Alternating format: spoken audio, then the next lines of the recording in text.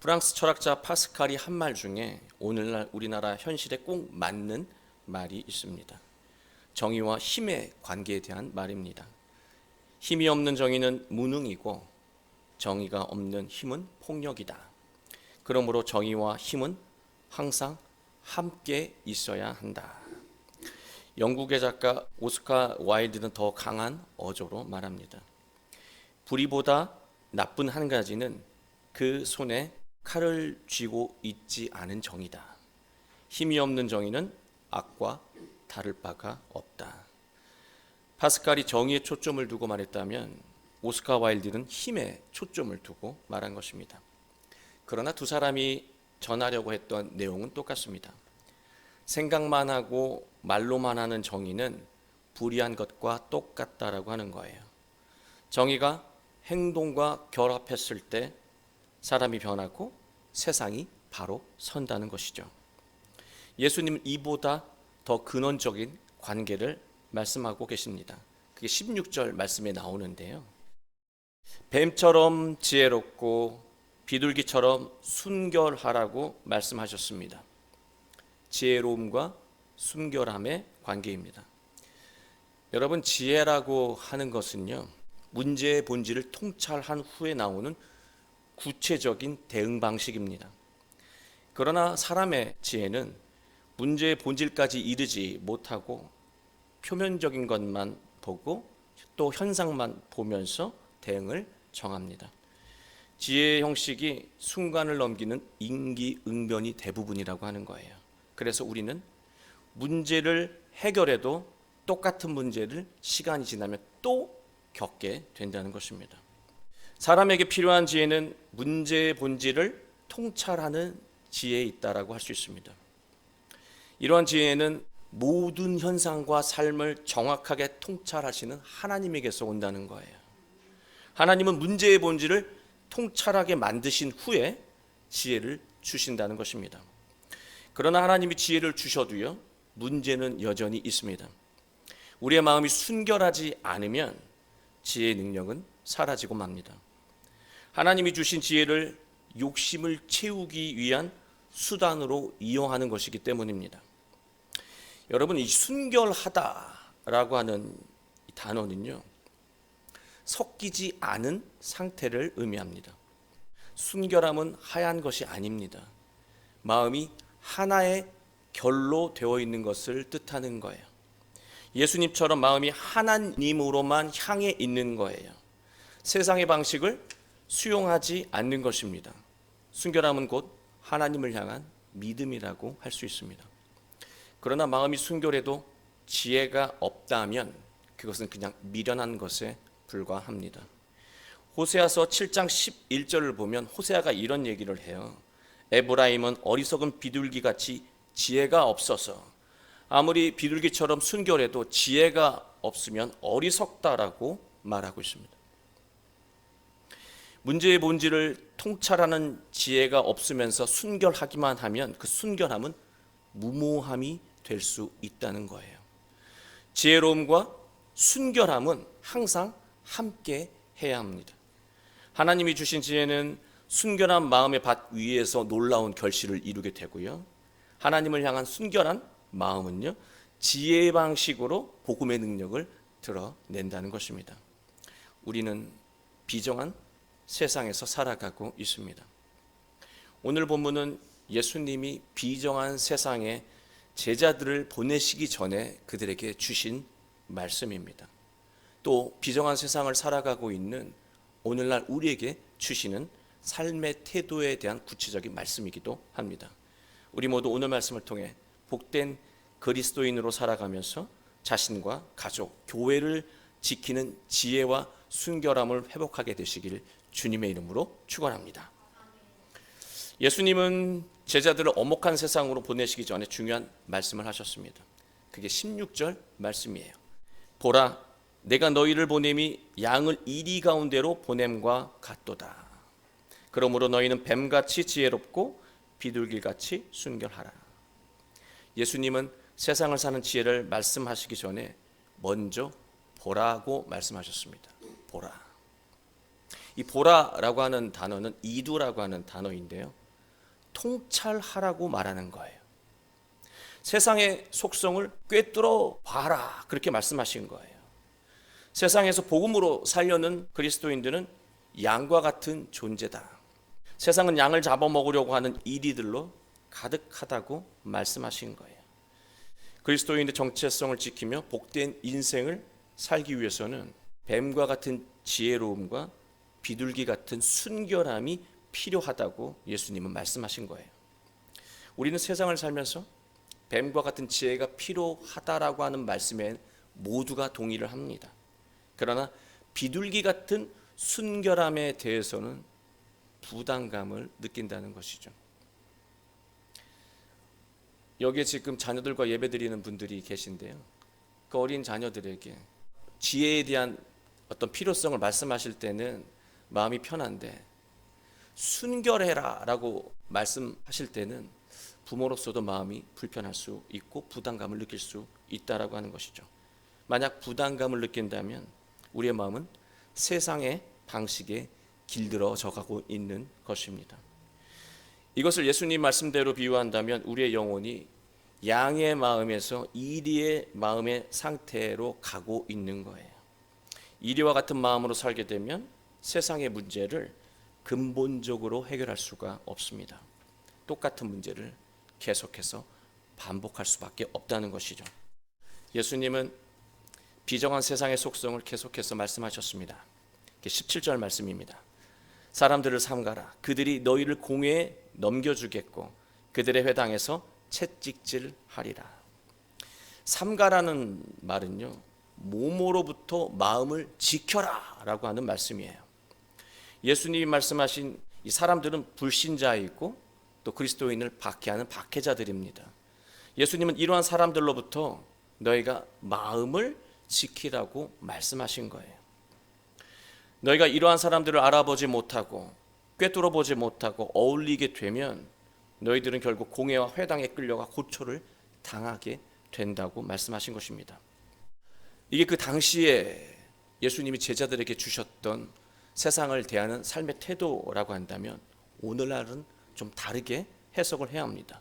왜냐하면 오늘날은 신앙인을 물리적으로 박해하는 시대가 아니기 때문입니다. 오늘날 현실에 맞춰서 이 말씀을 해석해야 하는 거예요. 우리가 신앙으로 살려고 할 때 박수치면서 환영하는 사람보다 비웃는 사람이 훨씬 더 많습니다. 그리고 신앙을 권면하고 함께 격려하는 사람보다 신앙을 거스리는 일을 제한하는 사람들이 우리 주변에 훨씬 더 많습니다. 이러한 사람들을 우리가 신중하게 대해야 한다고 예수님은 가르쳐주고 계신 거예요. 우리가 그렇게 살지 않으면 이러한 사람들로 인해 위기를 맞게 된다고 예수님이 우리에게 말씀하시는 거예요. 그러나 우리가 아무리 사람을 조심하고 또 조심해도 우리가 세상을 살다 보면 결국 어려움을 겪게 마련입니다. 그러나 그런 어려움을 겪어도 걱정할 필요가 없다고 예수님은 말씀해요. 18절 말씀입니다.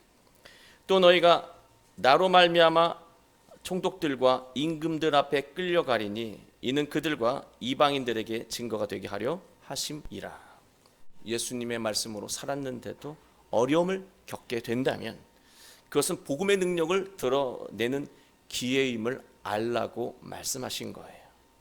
인생의 위기를 세상의 지혜로 해결하는 것이 아니라 순결한 마음과 하나님이 주신 지혜로 대응을 하면 비신자들조차도 복음의 능력을 깨닫게 된다고 말씀하시는 겁니다.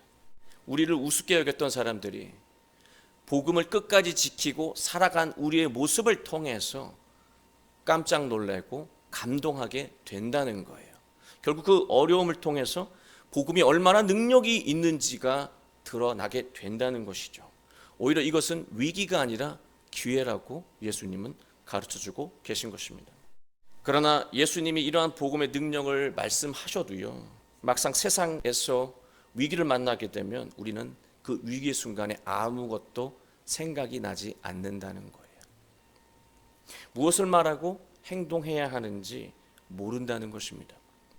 그런 우리의 연약함을 아시는 예수님은요, 우리에게 확신을 심어주시는 말씀을 주셨습니다. 그게 19절, 20절 말씀이에요. 너희를 넘겨줄 때 어떻게 또는 무엇을 말할까 염려하지 말라. 그때 너희에게 할 말을 주시리니 말하는 이는 너희가 아니라 너희 속에서 말씀하시는 이 곧 너희 아버지의 성령이시니라.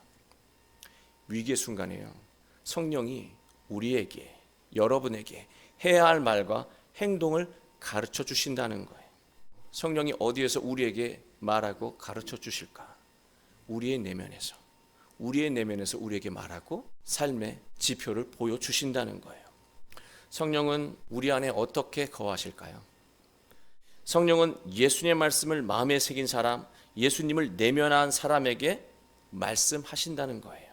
더 구체적으로 말씀을 드리면 예수님을 통해서 오직 하나님만을 바라보는 순결한 사람은 위기의 순간에 성령님의 음성을 들을 수 있다는 것입니다. 여러분, 우리가 성령이 우리와 함께 하셔도 우리가 성령의 음성을 항상 들을 수 없는 이유가 있습니다.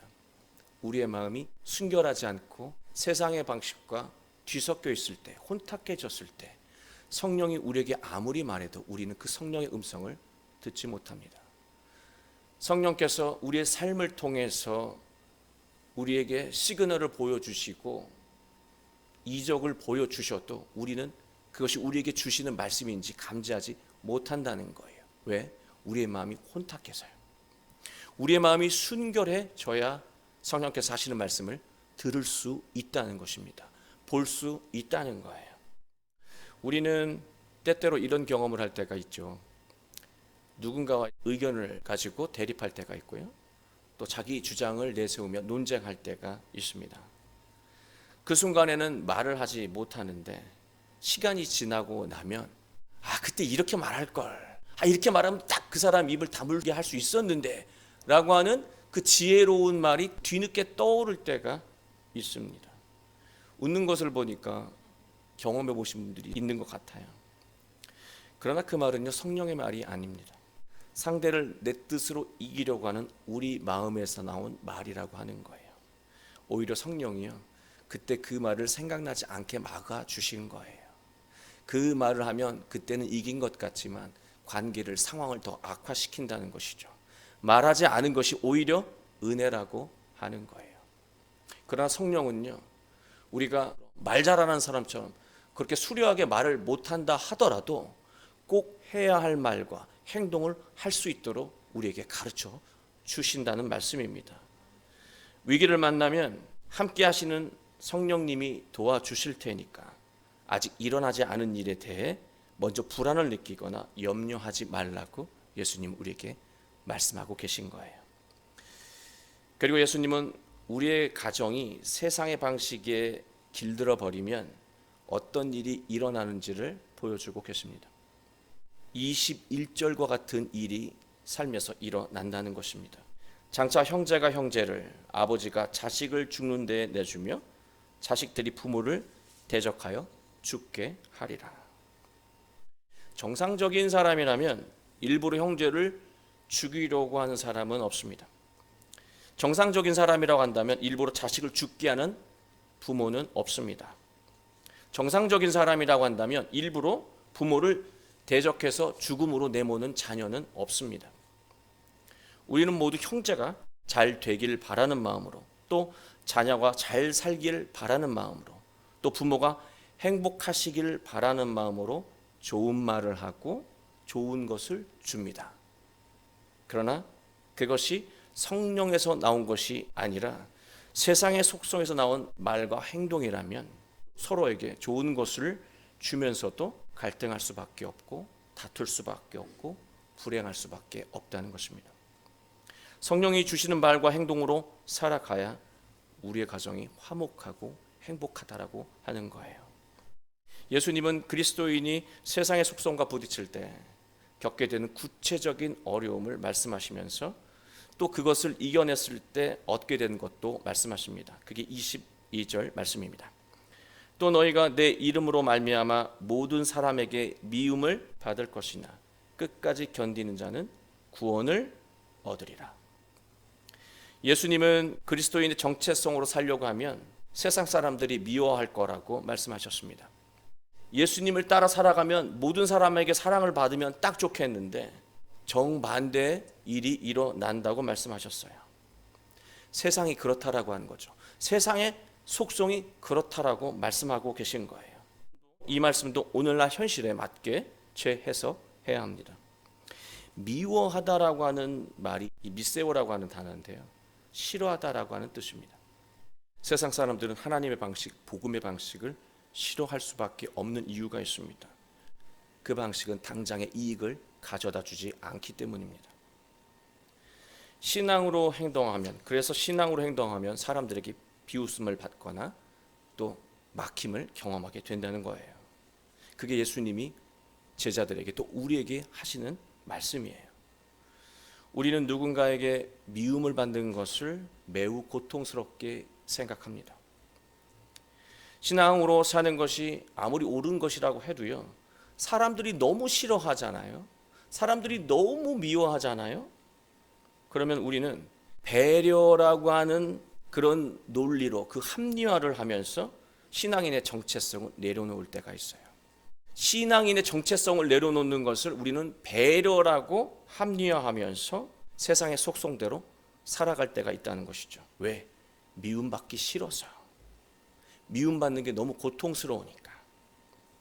그러나 예수님은요, 그러면 안 된다고 말씀하고 계세요. 사람이 싫어한다고 세상의 속성에 휩쓸려 살게 되면 삶이 무너진다고 말씀하고 계신 거예요. 예수님은 우리에게 견디라고 말씀하고 계십니다. 사람들이 싫어할 때 드는 그 힘든 감정을 예수님은 견뎌내라고 말씀하고 계십니다. 그런 사람이 하나님이 주시는 지혜를 발휘하며 삶의 문제를 이겨내고 구원에 이를 수 있다는 것입니다. 예수님은 더 구체적인 삶의 태도를 말씀하셨습니다. 23절 말씀입니다. 이 동네에서 너희를 박해하거든 저 동네로 피하라. 내가 진실로 너희에게 이르노니 이스라엘의 모든 동네를 다 다니지 못하여서 인자가 오리라. 복음으로 사는 것을 미워하고 싫어하는 사람을 피하라고 말씀하신 거예요. 어느 관점에서 보면 이 피하라고 하는 말이 비겁한 말처럼 들릴 때가 있습니다. 용기가 없는 것처럼 읽힐 수도 있다는 생각이 듭니다. 그러나 그게 아니라고 하는 거예요. 오히려 용기가 있는 것입니다. 무슨 말이냐면 신앙의 삶을 지키기 위해서 사람을 피해야 한다면 신앙인은 외로움을 느낄 수밖에 없어요. 신앙을 지키기 위해서 사람을 피해야 한다면 신앙인은 외로움을 느낄 수밖에 없는 거예요. 우리는 외로움을 느끼는 것을 두려워합니다. 그래서 우리는 외로운 게 너무 싫어서 무의미한 모임을 지속합니다. 외로운 게 두려워서요. 앞에서 말한 대로 오늘날은 신앙인을 박해하지 않습니다. 신앙인을 박해한다, 신앙인이 박해를 받는다는 것을 오늘날 의미로 다시 재해석해야 합니다. 그래서 제가 박해하다라고 하는 단어를 한번 찾아봤습니다. 이 디오코라고 하는 단어인데요, 이 디오코가 쫓는다는 뜻을 가지고 있습니다. 박해를 하는 사람이 쫓는 것이고요, 박해를 받는 사람의 입장에서 보면 뭡니까? 쫓기는 거예요. 우리는 어떤 상황에서 쫓깁니까? 우리는 외로움에 쫓기고 두려움에 쫓깁니다. 불안에 쫓기고 염려에 쫓깁니다. 우린 또 욕심에 쫓깁니다. 이런 쫓기는 마음의 상태에서 나오는 말과 행동은 불안정할 수밖에 없는 거예요. 하나님이 주신 지혜로 살아가는 사람은 자신을 쫓기게 만드는 환경에 방치하지 않는다는 거예요. 욕심대로 되지 않을까 늘 근심하면서 쫓기고 있다면 욕심을 끊는 거예요. 외로움에 쫓기고 있어도 하나님만을 바라보며 끊는 거예요. 두려움을 느끼며 그 두려움에 쫓기고 있다면 하나님의 믿음을 더하며 그 두려움에서 벗어나는 거죠. 하나님이 주신 지혜로 살아가는 사람은 자신을 쫓기게 만드는 환경에 방치하지 않는다는 거예요. 결단하고 떠난다는 것입니다. 외로움을 두려워하지 않는 거예요. 예수님은 모든 동네를 떠나기 전에 인자가 오리라 그렇게 말씀하셨습니다. 이게 무슨 말일까? 인자가 온다는 것은 예수님을 만난다는 뜻이기도 하고, 메시아를 만난다는 뜻이기도 하고, 구원을 받는다는 뜻이기도 하고, 삶의 문제가 해결되는 것을 의미하기도 해요. 우리가 신앙을 지키는 게 중요해서 떠나야 한다면, 매 순간 떠나야 한다면 우리 이런 생각을 가질 수 있어요.